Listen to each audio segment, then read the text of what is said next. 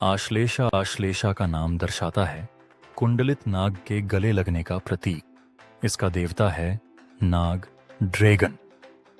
आश्लेषा शब्द का अर्थ है गहरा संबंध, संपर्क, गले लगाना, उलझाना और चिपकना।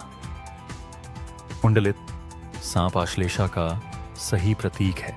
यह सांप चीजों के चारों ओर लिपटा रहता है।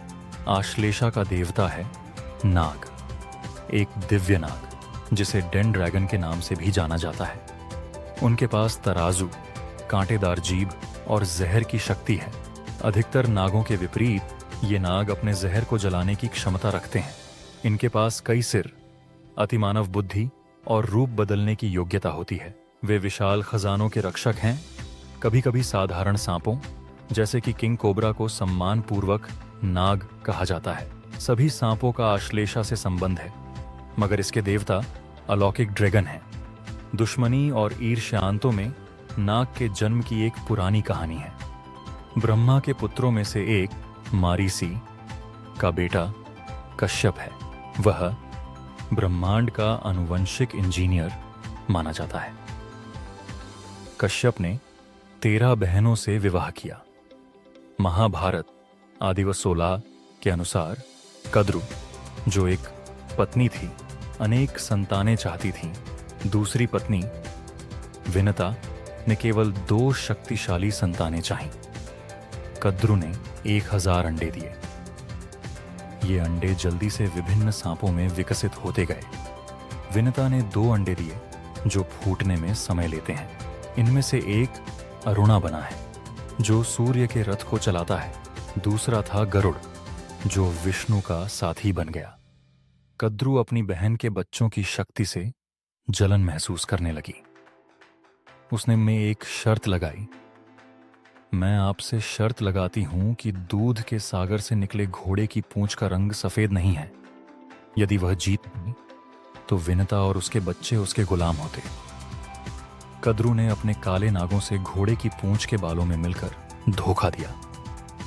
जिन नागों ने मां के अनुरोध को अस्वीकार कर दिया, वे अलग शाखा बन गए। बाकी वहां मिल गए, जिससे वे काले दिखने लगे।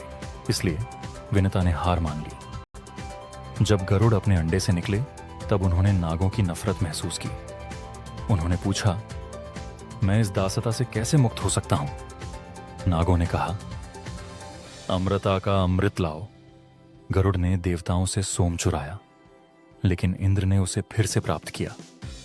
जैसे ही गरुड़ ने नागों के सामने अमृत रखा, वह दासता से मुक्त हो गए। लेकिन इंद्र ने अमृत को वापस लाने की कोशिश की।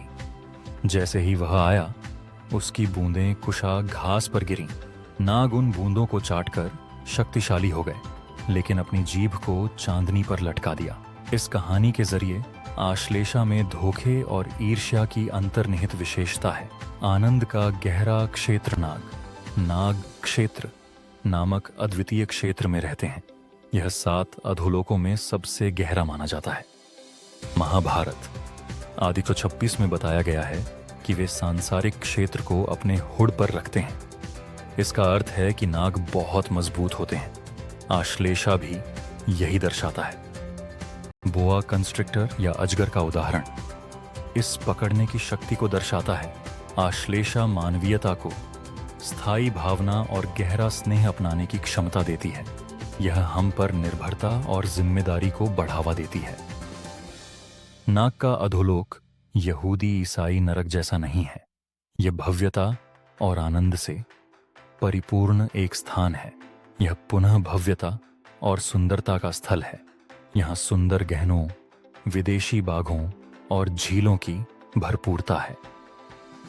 भागवत पुराण के 5वें खंड में कहा गया है कि यह स्थल एक शानदार रिसॉर्ट की तरह है। यहाँ कोई प्रक्रिया, थकान या उम्र नहीं है। सूर्य की रोशनी इन अधोलोकों में नहीं पहुंचती। इसके बजाय पृथ्वी अद्भुत रत्नों में झिलमिलाती है। इसके निवासियों ने अपने नागिन हुड पर मुकुट पहनते हैं। विष्णु पुराण के अनुसार सभी 7 अधोलोकों में नाग प्रभावशाली होते हैं। वायु पुराण में हर क्षेत्र पर नागों की सूची बनाई गई है। 5वें और 7वें निचले क्षेत्र विशेष रूप से नागों के होते हैं। आश्लेषा नागों को मानवता के लिए विलासिता और आनंद का अनुभव प्रदान करती है। वासुकी, ड्रैगनों का राजा। भगवद गीता में श्री कृष्ण कहते हैं, मैं वासुकी हूँ। वासुकी की सबसे प्रसिद्ध कहानी अमृता के अमृत के उत्पादन के लिए देवताओं और विरोधी देवताओं द्वारा दूध का मंथन है। एक बाल्टी दूध से कोई भी थक जाता है और देवताओं के लिए समुद्र का मंथन करना एक बड़ी उपलब्धि थी। महाद्वीपों और पर्वतों के विशाल उपकरणों की जरूरत थी। रस्सी अविश्वसनीय रूप से मजबूत और लंबी होनी थी। हर कोई मानता था कि केवल वासुकी ही इसे कर सकता है, लेकिन वासुकी बहुत गहरे अधोलोक में था। गरुड़, जो सांपों को लाने में सक्षम था, आगे बढ़ा। जब वह वहां पहुंचे, वासुकी ने कहा, अगर यह जरूरी है तो मुझे वहां ले चलो। बहरहाल गरुड़ वासुकी को नहीं उठा सका, इसलिए वह खाली हाथ लौट आया। फिर शिव ने अपना हाथ इतना बढ़ाया कि वासुकी खुद को शिव की कलाई पर लिपटा लिया। फिर वासुकी ने पर्वत को मजबूती से गले लगाकर ब्रह्मांडीय दूध का मंथन कराया। वासुकी ने शिव का सहयोग किया, लेकिन गरुड़ को शर्मिंदा किया। लोग मानते हैं कि नाग आम लोगों के दुश्मन होते हैं, लेकिन संतों को कोई नुकसान नहीं पहुंचाते हैं। आश्लेषा हमें जीवन का आनंद लेने के लिए आकर्षण और करिश्मे के साथ आगे बढ़ने में मदद करता है। यह वास्तव में हमें दिव्य लोगों के लिए अनुकूल बनाता है। शेषा भगवद गीता में कहता है, नागों में मैं अनंत हूं। गीता में कहा गया है कि वह वासुकी है और अब वह शेष भी है। शेषा सबसे सच्चा नाग माना जाता है। वासुकी और शेषा में अंतर है। शेषा एकांत पसंद करते हैं, जबकि वासुकी शाही भूमिका में है। शीशा जब विष्णु के साथ होते हैं तो वह एक नरम बिस्तर तैयार करते हैं और अपने हुड को छतरी की तरह फैलाते हैं। गरुड़ विष्णु के वाहक हैं और शीशा उनके बिस्तर के रूप में होता है। दोनों कट्टर दुश्मन हैं, लेकिन विष्णु की शक्ति इतनी शांतिपूर्ण है कि वे सहयोग करते हैं। शीशा के सिर इतने हैं कि वे अनंत लगते हैं। यही कारण है कि उनका नाम अनंत है। श्रीमद् भागवत 10:1-14 बताता है कि शीशा विष्णु का अवतार है, जो बलराम के रूप में लौटते हैं। शीशा की भूमिका हमेशा विष्णु का समर्थन करना है। जब विष्णु कृष्ण के रूप में प्रकट होते हैं तो श्रीशा उनका समर्थन करते हैं। आश्लेषा आध्यात्मिक के प्रति अपनी अनुकूलता विकसित करती है। शीशा के दिव्य गुण फिल्म के उत्तर भाद्रपद में पता चले जाते हैं। आश्लेषा और शीशा का अनोखा संबंध स्पष्ट है। अगर हम एल को छोड़ दें तो आश्लेषा आशीशा बन जाता है। आश्लेषा रहस्यमय आध्यात्मिकता के प्रति मानवीय रुचि को दर्शाता है। कृष्ण की कालिया के साथ लड़ाई एक शक्तिशाली नाग की कहानी है। कालिया गरुड़ के डर से ऐसे स्थान पर रहते थे जहां उनका प्रवेश संभव नहीं था। वे वृंदावन में यमुना नदी के तालाब के नीचे रहते थे।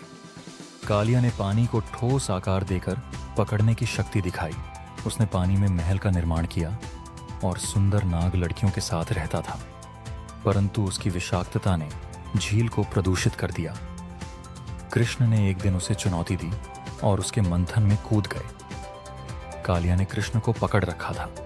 अधिक जानकारी के लिए कॉल करें 1719509603150 plus 9191119643B9795 HPS SK numerologist को कृपया लाइक और सब्सक्राइब करें।